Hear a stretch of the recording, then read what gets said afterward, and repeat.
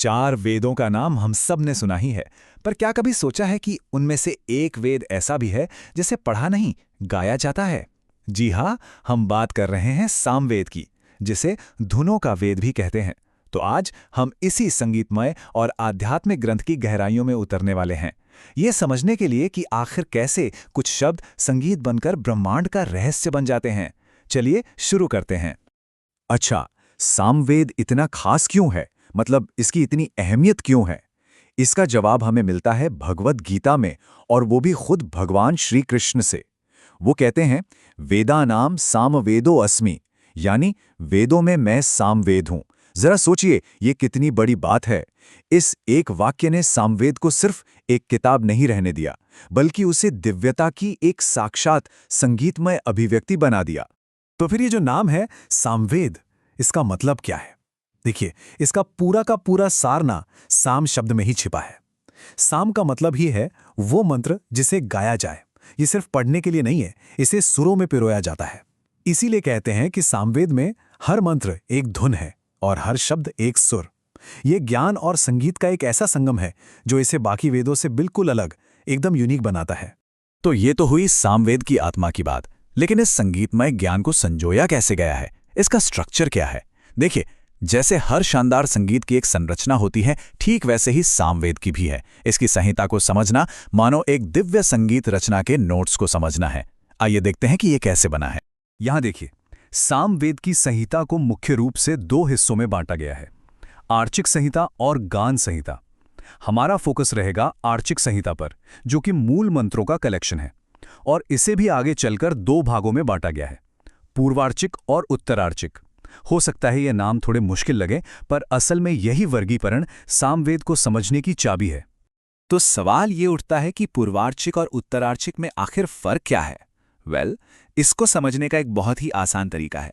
ऐसा समझिए कि पूर्वार्चिक एक गीतों की किताब है, एक सॉन्ग बुक, जिसमें देवताओं के हिसाब से 650 मूल धुनें, बेस मेलोडीज दी गई हैं।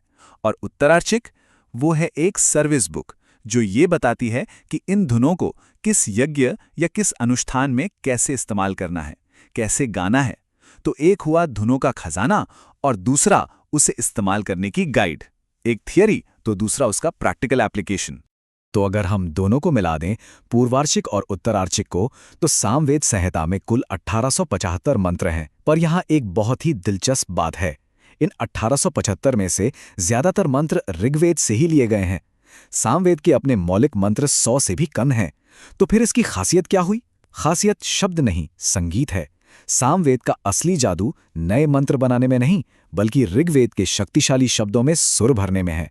लेकिन जरा सोचिए, हजारों साल पहले जब लिखने छापने की कोई तकनीक नहीं थी, तब ये पूरा संगीतमय ज्ञान एक पीढ़ी से दूसरी पीढ़ी तक पहुंचा कैसे?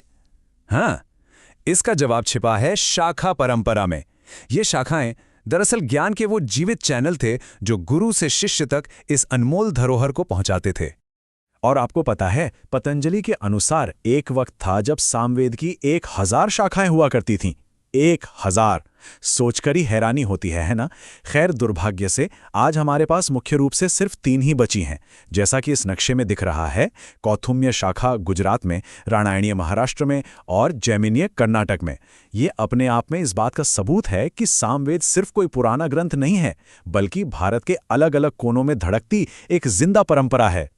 पर कहानी यहीं खत्म नहीं होती। सामवेद सिर्फ धुनों की एक किताब नहीं है, बल्कि ये ज्ञान के एक पूरे इकोसिस्टम का केंद्र है। इन धुनों के पीछे का अर्थ क्या है, उनका अनुष्ठानों में महत्व क्या है, और उनका दार्शनिक रहस्य, ये सब समझाने के लिए ब्राह्मण और उपनिषद ग्रंथ हैं, जो हमें संगीत से आगे ले जाकर अध्यात्म की गहराइयों में ले जाते हैं। तो ये ब्राह्मण ग्रंथ आखिर करते क्या हैं? इन्हें आप सामवेद के अनुष्ठानों की एक गाइडबुक कह सकते हैं। ये हमें बताते हैं कि कौन सा सामगान किस यज्ञ में क्यों और कैसे गाया जाएगा। तांड्य और षड्विंश ब्राह्मण जैसे ग्रंथ इन्हीं कर्मकांडों के विज्ञान को परत दर परत खोलते हैं। और अगर ब्राह्मण ग्रंथ कैसे करें पर जोर देते हैं, तो उपनिषद क्यों करें के सवाल पर फोकस करते हैं। ये हमें कर्मकांड से ज्ञानकांड की तरफ ले जाते हैं। सामवेद से जुड़े 2 बहुत मशहूर उपनिषद हैं, छांदोग्य और केन।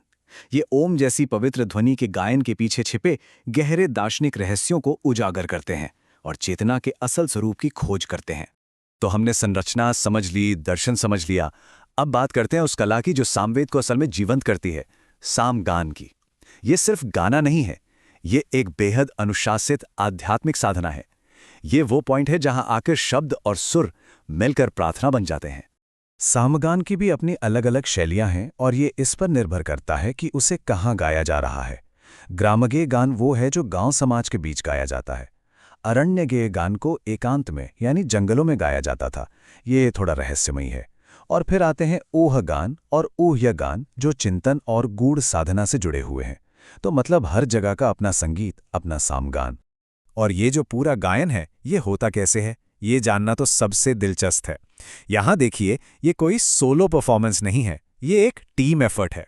एक ही सामगान को 5 हिस्सों में बांटा जाता है और हर हिस्से को एक खास पुजारी गाता है। प्रस्तोता हैं जो शुरुआत करते हैं, फिर आते हैं मुख्य गायक, उद्गाता जो कमान संभालते हैं, और फिर प्रतिहर्ता जवाब देते हैं। ये बिल्कुल एक सिम्फनी की तरह है, एक सामूहिक संगीतमय प्रार्थना जहां हर आवाज की अपनी एक तय भूमिका है, अपना एक रोल है।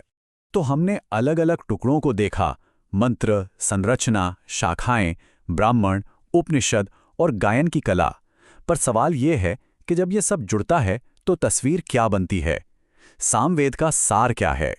तो ये आखिरी स्लाइड इस पूरी तस्वीर को एक साथ हमारे सामने रखती है। सामवेद, जैसा हमने देखा, कोई अकेली किताब नहीं है, ये एक पूरा का पूरा सिस्टम है। एक ऐसी व्यवस्था जहां ऋग्वेद के शब्द सामवेद की धुन में ढल जाते हैं, जहां गुरु शिष्य परंपरा इस ज्ञान को जिंदा रखती है, और जहां संगीत सिर्फ मनोरंजन नहीं बल्कि ईश्वर तक पहुंचने का एक जरिया बन जाता है। यह हमें याद दिलाता है कि कुछ ज्ञान सिर्फ पढ़ने के लिए नहीं होते, उन्हें अनुभव करना पड़ता है, उन्हें गाना पड़ता है। तो अगली बार जो कोई धुन दिल को छू जाए तो एक पल के लिए जरूर सोचिएगा उस परंपरा के बारे में जो मानती है कि शायद इस पूरे ब्रह्मांड का रहस्य किसी एक गीत में ही छिपा हो।